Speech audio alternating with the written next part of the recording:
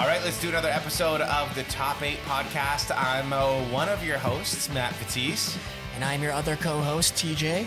And today's actually a really cool one because we're going to be talking about concerts that we are most looking forward to for this or I guess kind of next year. I have one that's in 2025 already. Yeah. Kind of crazy that we're booking concerts for 2025 in early 2024. Absolutely wild. But here are the tours that basically we are most looking forward to, or we want to go even if we can't get tickets, because there's one on here that I have that I can't go to, but I wanted to put it on the list because it is I have highly one anticipated. I have one of those too where like I'm probably not going to go to the show, but it would be very anticipated for me if I could get tickets and if I had the capacity to go. So yeah, these are only concerts that have been announced so far. So, you know, there's going to be stuff that hopefully nothing big gets announced before this episode comes out, but we'll deal with that then. Yeah, that would be ideal. We'll like put a little caption, asterisks in the comments. A little list right here of all of the concerts that have been announced since we recorded and posted. And be like, yeah, no, we do want to mention this one. Definitely. You want to kick things off for us? Yeah, so actually, I'm going to start off number 8 with a little bit of a cheat code. I put When We Were Young. Only at number 8. Well, so here's the thing. I wasn't sure about whether or not we can put it in here because, like I said, it's kind of a cheat code because every single band is playing this damn festival. And I figured this was more of a concert thing than like a festival thing. So I wasn't sure, or else realistically, cheat code, we could just put that at number 1 and be like, see all of the some of the bands that I've mentioned here are going to be playing When We Were Young. So I was just kind of like unsure when making the list. So it's like, we'll just put When We Were Young at number 8. Because it's kind of cheating. Yeah, okay, so I wish we had this conversation before we came into it. Is my number 1. Obviously, it's like... Well, it's a cheat code. Like I just said that. It's 10 albums on my top 20 albums of all time being played in full. How is it not my number 1? But yeah, no, I get where you're coming for, where maybe when we were doing our our combined top 8, we can take that in consideration. Yeah, we'll take that into consideration. It is easily Festivals the most it's easily my most anticipated music event of the year. Yeah. But maybe we'll prioritize like tours after that. What do you have at number 8? Number 8, I had the Teeth of God tour, which is Sleep Token and Empire State Bastard, which I tried to get tickets for, and 10,000 people tried to get tickets to a 2,500 cap venue. That one was a little controversial because they send out pre-sale codes a half an hour after pre-sale started. Yeah, the venue sent out the pre-sales after the pre-sale had already happened to most people, which was definitely not ideal. I did not get tickets for this, unfortunately. So Sleep Token, if you're watching, send me tickets. But yeah, it's super anticipated, but they're also going to be playing on another thing that I have on my list. So like there is potential for me to see them at another thing this year. You can kind of make up for it. That's kind of what I did last year with the Front Bottoms. I really wanted to see them when they came to Toronto, but I happened to have a wedding that same weekend, same day. So I was like, well, I obviously can't go to this concert. I have a wedding that day. And then when We Were Young rolled around, they were playing, and they were playing at the same time as another band. That was one of the conflicts. I forget who it was. It might have been like Good Charlotte or something. And I skipped out on that to go see the Front Bottoms because I was like, this is my chance to go and see Twin Size Mattress perform live. I missed it when they came around on their tour. You gotta take advantage. And I was like, I need to be in that crowd screaming that song. Like if I was going to lose my voice to a song, that go figure, out of all the bands that played it when we were young, I was just like, I just really need to sing this one song and scream it out. Okay.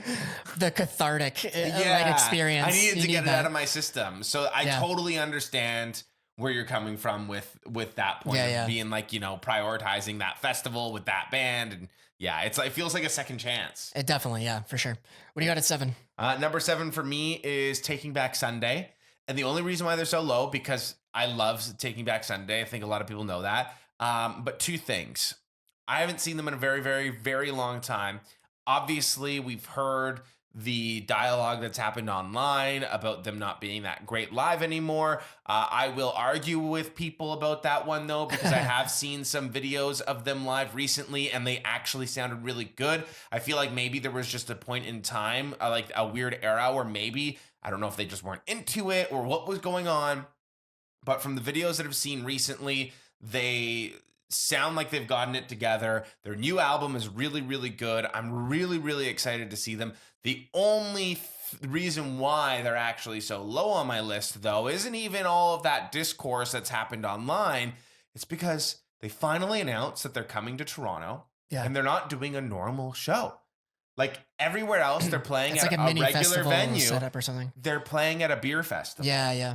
And go figure, like Il Scarlet's opening for them, and they're like a Toronto Canadian classic, ska punk band, and they're fun. Like I've seen them a ton of times growing up. I really do like Il Scarlet, but I don't want to spend $85 to go to a beer festival just to see the band that I want to see. I would much rather them be at a full venue and get the full experience of them seeing them in a venue with a bunch of fans and not just people that showed up because they wanted to drink some beer that day. Yeah, no, I definitely get where you're coming from on that one. Their tour didn't make my list, and honestly, I'm not super hyped for that because of everything that you just said too. Yeah, honestly, might be the way to go. My number 7 was Tour of the Setting Sun, Sum 41's final tour. The only reason that they're so low, like I love Sum 41, but I saw them at When We Were Young. It was a great performance where like I've had my sum fill right now. So unless if things change, like I'd like to see them one more time if I can, but the venue they're playing here, I absolutely hate. Like I hate seeing shows at Scotiabank. Yeah, I don't like stadium shows. Yeah. So like if they were if they were doing like 4 different shows at like History or something or like a smaller venue, I'd be way more into it. Oh, I'd be so down to do like 4 shows in History. I go to all 4. 100%, absolutely, yeah. So yeah, just strictly like venue and the fact that like I just saw them pretty recently, so like I don't need to see them again, but I would like to still. So they're still on the list, but not high on the list. I have them relatively high on my list just because it's the final show. Yeah, I agree with everything that you've said, but also it's Sum 41, and it's their final show, so I definitely do have that tour up there. Actually, I ran into the guys from Sum 41, the When We Were Young weekend at the Punk Rock Museum, and I remember Cone saying like at one point they were just like looking into like open fields that they can sort of use like out in Ajax where they grew up. That would be sick. Like that would have been awesome. Like do like a big open field. They should have done like a down. I would prefer Downsview Park or something. Park. Yeah, that's where NoFX is doing their final final show. So that would do the really same thing cool. like 40 songs. Like we're playing like all the classics for like our hometown fans. Like, yeah, I think that'd be great. Scotia, I definitely agree. It's the same thing with I actually don't mind Scotiabank as much as Rogers Center. Rogers Center is like the baseball stadium. I've never actually seen a show there, but I'm going to one this summer. It's so terrible. I saw the Red Hot Chili Peppers there a year or 2 ago, and that was my most recent experience with it. And the sound was just awful. It is so stinking hot in there. It's just like a very uncomfortable show. Yeah. I mean, when the band's on, you still enjoy the band, but it's just when you know and you've been to like shows at places like History or like other smaller venues, you just I don't know. It's so you can't compare them. Yeah, definitely agree. So I agree with what you're saying with that one. For my number 6 spot, I have Military Gun with Pool Kids. Oh, cool. I feel like you probably wouldn't have that one on your list. I don't have it on my list. I didn't even know that this was a thing. Yeah, so they're like, newer up and coming bands, and they're absolutely both killing it right now. And that's, like a small bar tour, basically. They're playing, I think, at the Velvet Underground in Toronto. So it's a really small but a good venue. I've seen like 5 or 6 shows there. It's I had to put that on there because those are 2 really good up-and-coming bands right now that I haven't seen before, which is why I have it on the list. Because I had like other artists that didn't make the short list, like Mom Jeans is on tour again, and I love Mom Jeans. I actually like Mom Jeans more than I like Military Gun and Pool Kids, but I've seen Mom Jeans relatively recently. So I'm like, okay, I need to make some cuts here, and I'm going to put some of the bands that I haven't seen before on there instead. Yeah, that totally makes sense. I mean, obviously they weren't on my radar, but I see where you're coming from on that one. Number 6 for me is the Seeing Red tour, which is Architects, Of Mice and Men, and While She Sleeps. That's a heavy tour. It's a stacked lineup, honestly, for like the metalcore fans. While She Sleeps have a new album coming out this year. Of Mice and Men just dropped a new album that like it was fine, but they have like classic bangers, and Architects is just awesome. So that one's, I haven't got tickets to it yet, but I definitely want to. I think they're playing History. It might be Rebel, which if it's Rebel, I really hate Rebel. I hate Rebel too. There's so many amazing It's my venues. least favorite venue in all of Toronto, but The venue itself isn't bad. It's just the location. yeah, getting to That's it the problem. sucks. The only thing is like if you get there kind of late, it's hard to like push to the front because I find it kind of like narrows towards the stage. So like even opening things up is like kind of tough. If you get pushed back, you have like the ceiling that kind of cuts things off, and I don't know. I got complaints about If you're not from Toronto, yeah, Rebel has the worst location because It's like whether along you're the taking water. transit, Yeah. whether you're driving, whether you're walking, like it's just the worst. It's the hardest spot of the city to get to. Yeah. This is also why I don't know if any like non-Torontonians have heard about like Drake opening up a venue in Toronto. That one is History. Like History, Drake's like a part owner in it, and it's honestly the best venue in the city. It's not downtown. It is a little bit of a hike to get to. If you drive, though, it's great because it's free parking if you park in one of the suburbs, and parking's expensive in Toronto. Yeah. Anywhere you stand in the venue is good. It's a clean venue. Yeah. The security there is like really good too. It's just, yeah, I feel like History should be the standard for most bands. And I go back and forth on what my favorite is between History and the Danforth Music Hall. Just because the Danforth is easy for me to get to. It's like right down the street pretty much, where we can just walk to it and then walk home after. But my number 5 spot, I believe this is a Rogers Center show.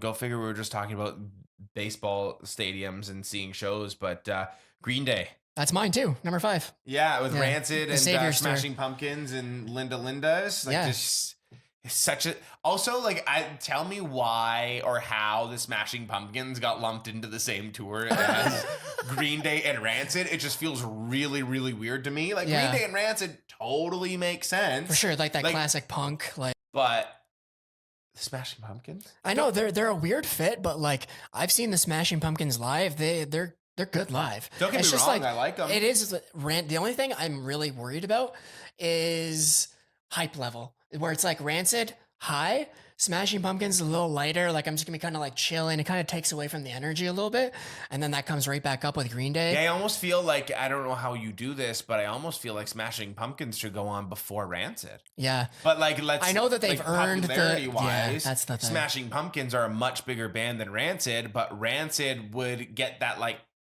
old school. I don't know, maybe I'm just thinking too old school, and maybe like the newer fans and a lot of Green Day fans are younger, so maybe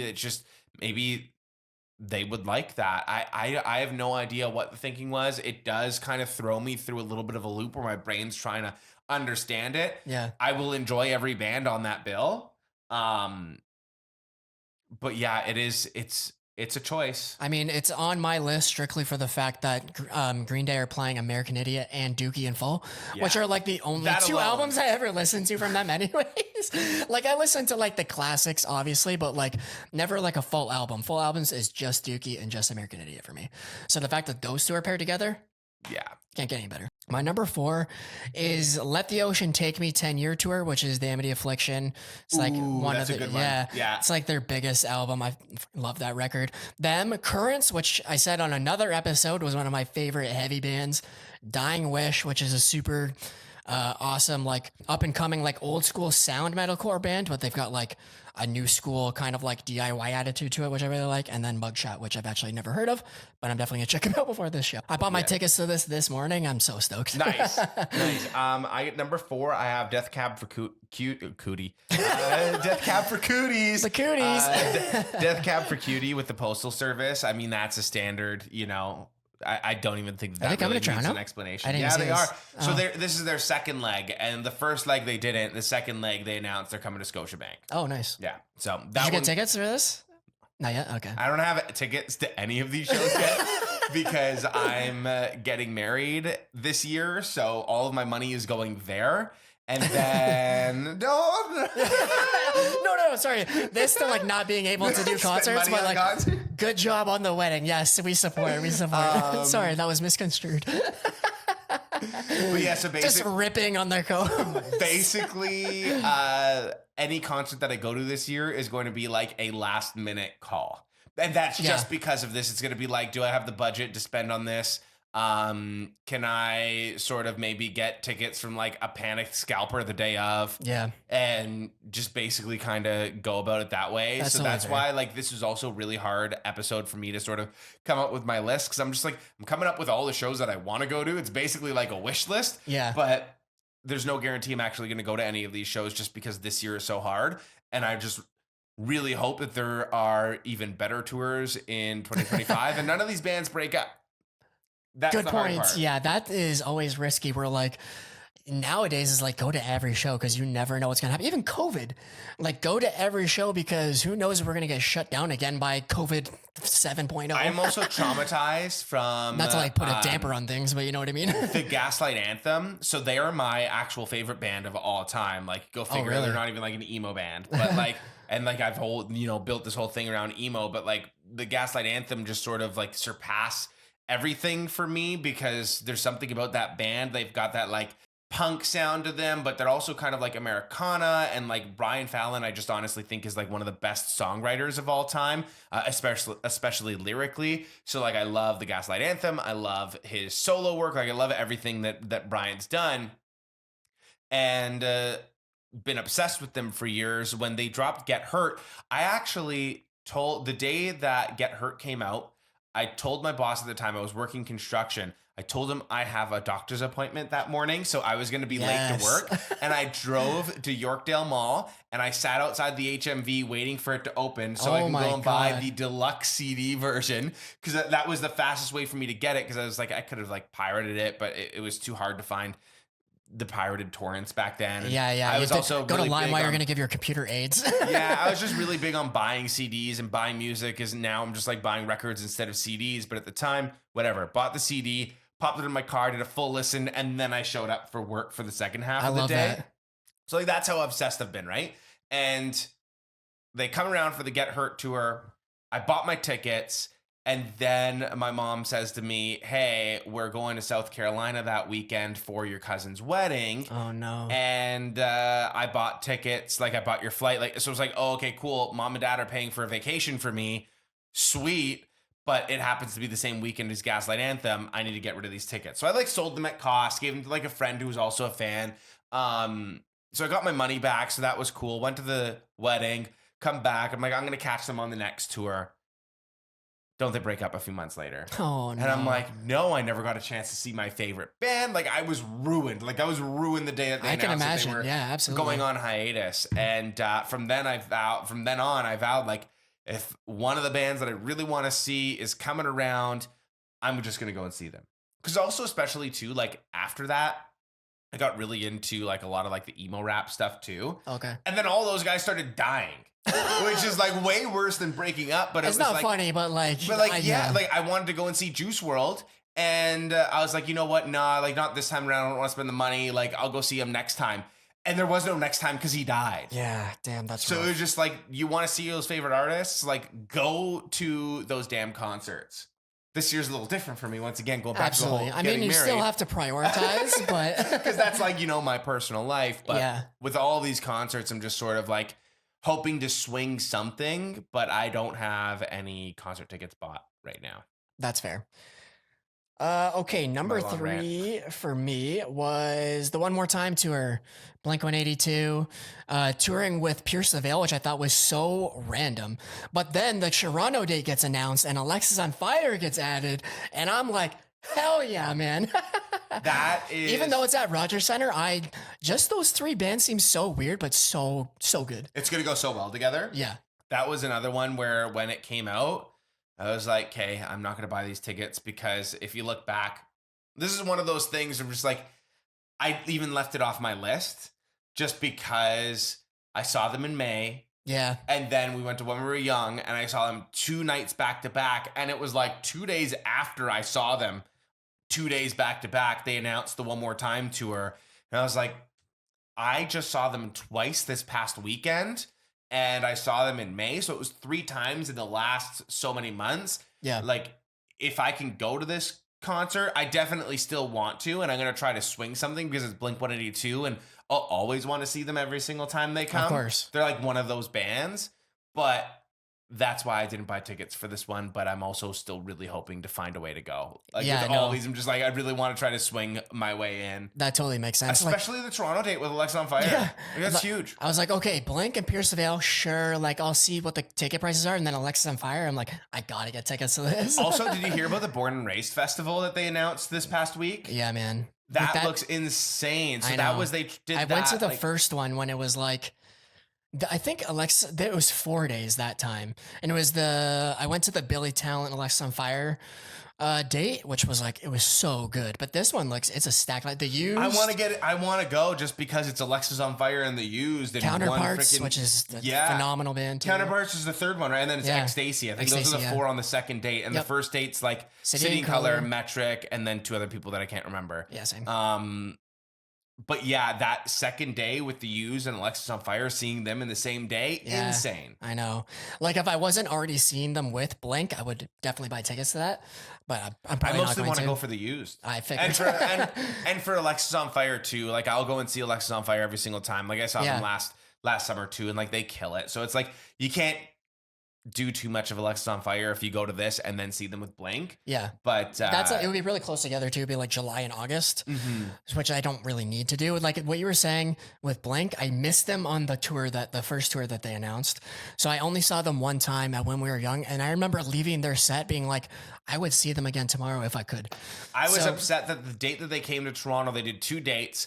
And Turnstile only opened, actually I'm wearing my Turnstile shirt, but Turnstile only opened on the first date. The second night, they were doing some show in Baltimore, like some like charity show in Baltimore. Oh. And so they didn't play. And I was like, what the fuck? I bought tickets, like fully expect. And like that was like another little way that helped me sort of like justify the high ticket cost.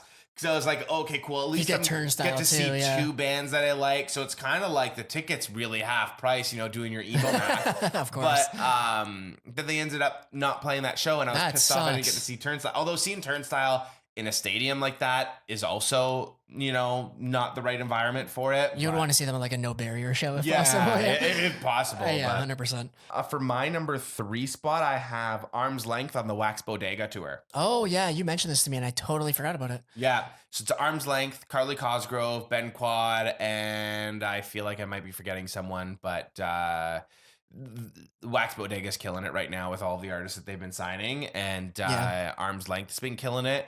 So that's going to be a stacked lineup, and that is a good one for like the younger emo kids and like the people into the new emo. Yeah, I was going to say Arm's Length made our most anticipated list. So yeah, that's a good one to have. What do you have at number 2? Number 2. Okay, I got 2 cop-outs at 1 and 2 then, because number 2 is Sick New World.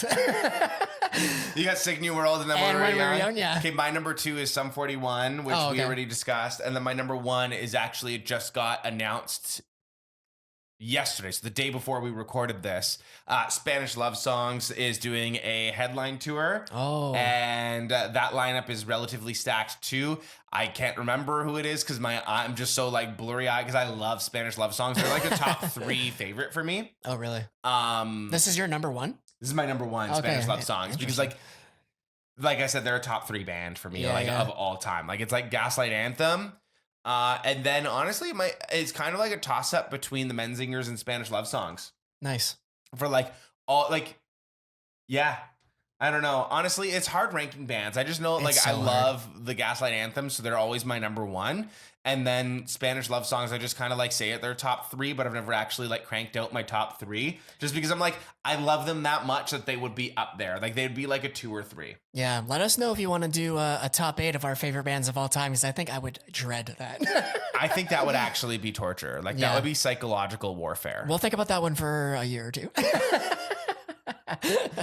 That one will never end up getting recorded because we never make up our mind. We'll never finally settle on a list. True. Okay, well then that's pretty much it. So Sick New World has a sick lineup. Obviously When We Were Young had a sick lineup. So we can start going through and making this combine the list. Honestly, I think when it comes to the festivals, we'll leave them off. I think we either leave them off or put them low because I do feel like they're cheating. Yeah, big shout out to the festivals, but we'll take them off for this. Okay, so ones we had combined were the Saviors Tour, One More Time Tour, and the Tour of the Setting Sun. Yep. One More Time, it wasn't even on your list. I forgot. It wasn't because, like I said, I'd seen them three Yeah, times yeah. in less than a year. So, but I would still kill to be there. Yeah. I left off a lot of bands that I've seen already. Right. And I kind of put the ones that I wanted to be at the most. And so, like I said, the bands that I've seen recently sort of didn't really make the list, even though like Mom Jeans would probably be at the top here because I freaking love Mom Jeans. But that makes sense. We can save the Saviors Tour because I assume that's like a combined one. We'll probably put that closer to the top-ish. How did you feel about the Seeing Red Tour? Architects of Mice and Men, While She Sleeps. I don't know how you feel on like that kind of lineup, but I think I'd be more excited about the Amity Affliction one. Yeah, I want that one to be like in the top 4 for me. Because it's like, if we take out the festivals, that's my number 2. True. You know what I mean? So why don't we... from your list, Arm's Length, that's a good tour that I totally forgot about.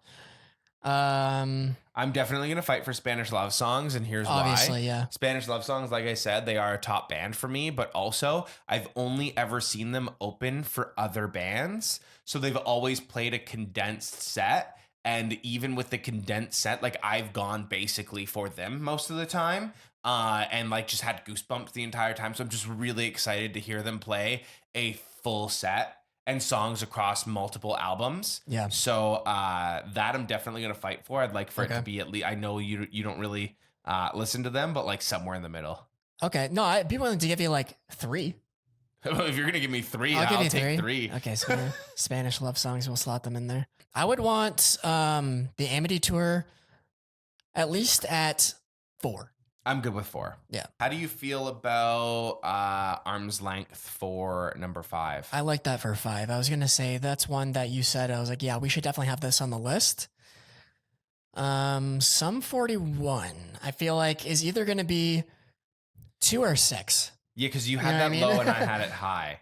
Yeah, what is it? Would you have it at? I had it at 2. You have it at 2. Just because it's a final tour, so there's like something extra special about it. And even though we saw them when we were young, like they're never gonna tour again. Like this is it. Whereas like with Blink-182, they might do one more time, then they might drop another album and they might tour again. Like Blink-182, we don't know if this is their last time, even though it's called One More Time, and it might be. We don't know that for sure. They're still going to make music. Yeah, 100%. I think so too. They're at like respectfully, they're at like the highest point they've ever been, like attention wise, like selling out the venues that they're selling out. Like I know that there was obviously the peak era back in like 2003 or but they weren't selling out stadiums back then. No, this is like everybody knows Blink. Like they were playing Bud Stage back then. They weren't playing the ACC. Rogers Center. Yeah.